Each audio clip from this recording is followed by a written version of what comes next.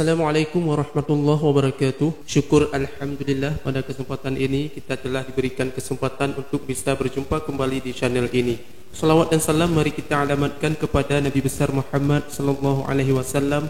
Allahumma salli ala Sayyidina Muhammad wa ala ali Sayyidina Muhammad. Sahabat media amalan yang dirahmati Allah, dirangkum dari berbagai sumber. Berikut ini adalah amalan-amalan yang dapat menjauhkan kita dari pengaruh gangguan sihir atau santet. Yang pertama adalah beriman kepada Allah Subhanahu wa taala. Keimanan harus selalu ada di dalam hati kita. Setan tak akan mampu mengganggu mereka yang memiliki keimanan kuat dan tawakal yang sempurna kepada Allah Subhanahu wa taala. Demikian jika setan yang bekerja sama dengan para dukun dan tukang sihir tak akan mampu mengalahkan mukminin yang kuat imannya kepada Allah Subhanahu wa taala. Sebagaimana Allah Ta'ala berfirman, sesungguhnya syaitan itu tidak memiliki kekuasaan atas orang-orang yang beriman dan bertawakal kepada Rabb-nya. Sesungguhnya kekuasaan syaitan hanyalah atas orang-orang yang menjadikannya sebagai pemimpin dan atas orang-orang yang mempersekutukannya dengan Allah Subhanahu wa taala. Quran surat An-Nahl ayat 99 sampai dengan ayat 100. Kemudian yang kedua adalah senantiasa menjaga Allah Subhanahu wa taala. Balasan suatu amalan akan mendapat amalan itu sendiri. Sesungguhnya yang menjaga Allah maka akan mendapat penjagaan dari Allah Subhanahu wa taala. Allah Azza wa Jalla akan melindunginya dari segala kejahatan, keburukan dan kejelekan para dukun dan mantra-mantra mereka. Sebagaimana hadis Rasulullah sallallahu alaihi wasallam dari Ibnu Abbas, Rasulullah sallallahu alaihi wasallam bersabda, "Jagalah Allah, maka Allah akan menjagamu." Hadis riwayat At-Tirmizi.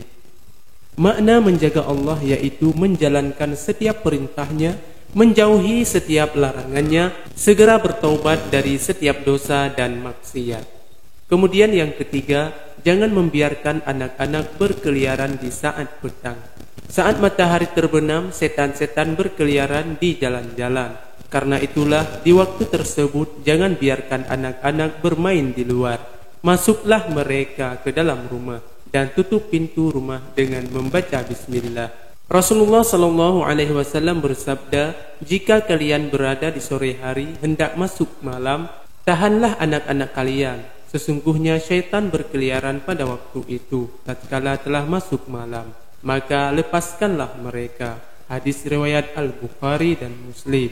Kemudian yang keempat adalah membersihkan rumah dari patung dan gambar. Malaikat rahmat enggan memasuki rumah yang di dalamnya terdapat patung, gambar makhluk bernyawa, anjing juga termasuk salib. Jika malaikat saja enggan masuk, bagaimana ia menjaga penghuni rumah dari syaitan dan sihir? Tentulah sangat mudah disantet orang yang berada di sebuah rumah tanpa perisai Al-Quran. Selain itu, bersihkan pula rumah dari benda-benda yang melalaikan dan memperdengarkan lagu-lagu yang melalaikan pula. Sebaiknya isilah rumah dengan bacaan Al-Quran. Kemudian yang kelima adalah memperbanyak membaca Al-Quran. Perbanyaklah membaca Al-Quran dan jadikanlah mengaji sebagai rutinitas harian. Dengan adanya pengajian di rumah kita, seseorang mendapat perlindungan dari ayat suci dari segala pengaruh sihir. Dari Abu Hurairah, Rasulullah sallallahu alaihi wasallam bersabda, "Janganlah menjadikan rumah-rumah kalian layaknya kuburan. Sesungguhnya syaitan lari dari rumah yang dibaca di dalamnya surat Al-Baqarah." Hadis riwayat Muslim. Kemudian yang keenam, istiqamahlah dalam berzikir. Zikir adalah perisai yang paling ampuh untuk menolak sihir, santet dan jampi-jampi. Seorang yang rajin dan rutin berzikir akan mendapatkan manfaat besar darinya. Syaitan tidak mampu mengganggunya, dukun tak mampu mengirimkan santetnya, dan tukang sihir tak mempan mantranya. Adapun zikir yang dapat menjadi perisai diri diantaranya zikir pagi dan sore, zikir setelah sholat wajib, ta'awud, serta doa-doa harian seperti doa masuk dan keluar rumah, doa bangun tidur dan doa hendak tidur, masuk dan keluar masjid, masuk dan keluar kamar mandi, naik kendaraan dan sebagainya. Kemudian yang ketujuh adalah memakan kurma ajwa.